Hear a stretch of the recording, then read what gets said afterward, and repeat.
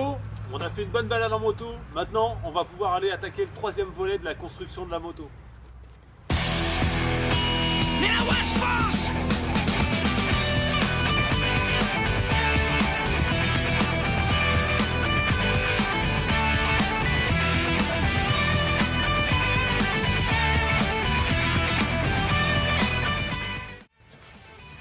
Voilà, dans cette troisième partie, on a un gros problème.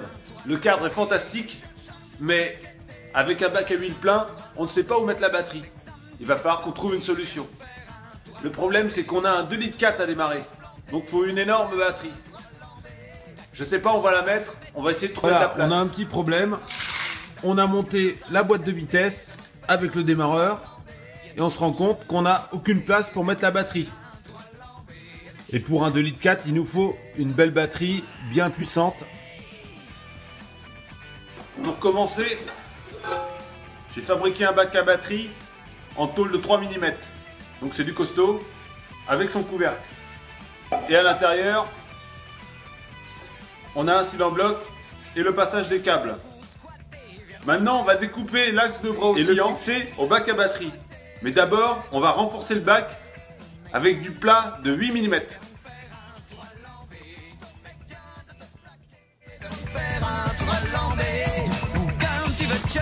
Viens donc faire un tour à l'embé. Bouquin, tu veux te jeter, viens donc faire un tour à l'embé. C'est pour Mélo, y'a plus d'entrée, viens donc faire un tour à l'embé. C'est pour Mélo, y'a plus d'entrée, viens donc faire un... On a terminé le bac à batterie, on l'a renforcé et on vient visser les axes de bras oscillants directement dans le bac à batterie. Ce qui fait qu'on pourra mettre le bac à batterie avec la batterie à l'intérieur et visser de chaque côté. On a juste les petits morceaux là à couper, on fera ça après.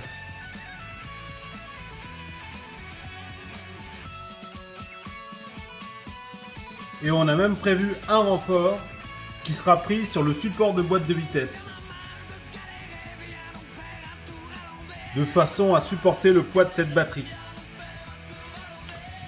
Bon, comme on n'a pas encore reçu les roues qui vont servir pour la moto, des magnifiques roues à rayon droit,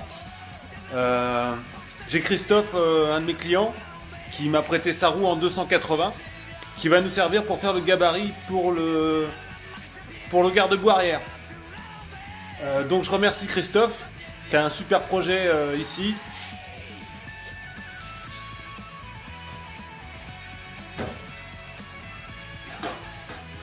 Bon, tout d'abord, on a placé la roue parfaitement au centre du cadre.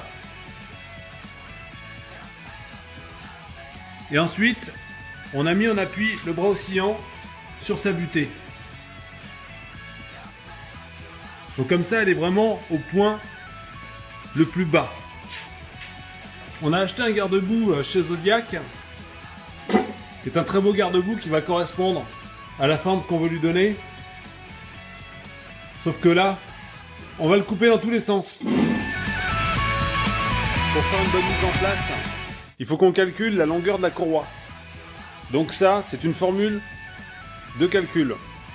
On a le pignon avant qui fait 32 dents.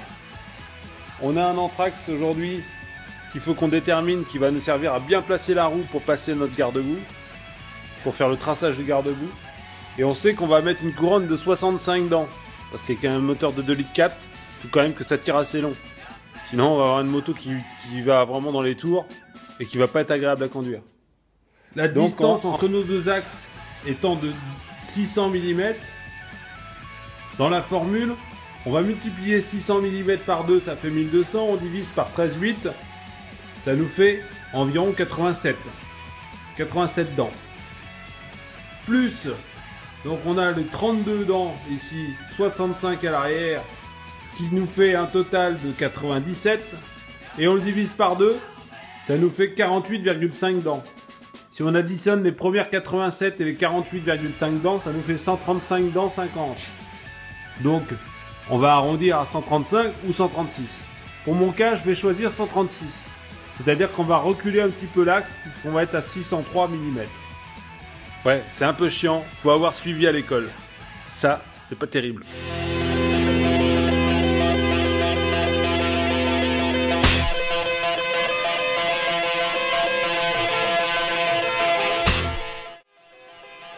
Voilà, j'ai découpé la forme qui était en trop sur le bord du garde-boue.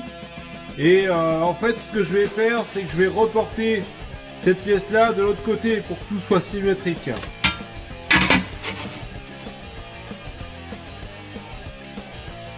Voilà, il ne nous reste plus qu'à découper.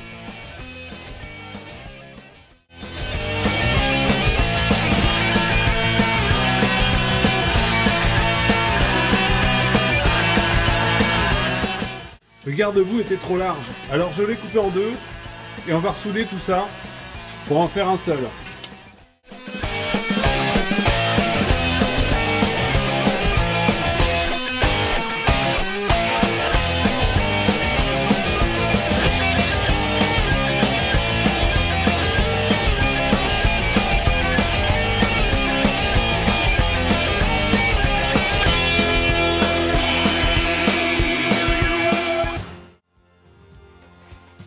Mais le soir en Bretagne, quand on éteint la lumière, il se passe des trucs étranges. Je crois que ce sont des corrigans. We don't need no education.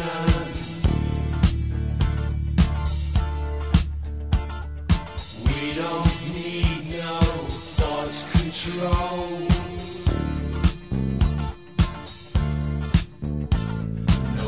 Sarcasm in the classroom.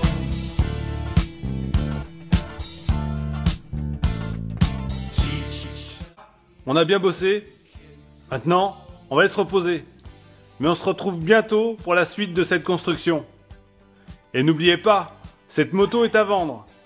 Vous pouvez l'acheter d'ores et déjà, vous faire un grand plaisir et nous guider dans la fin du chantier, avec vos choix et vos goûts. À plus tard.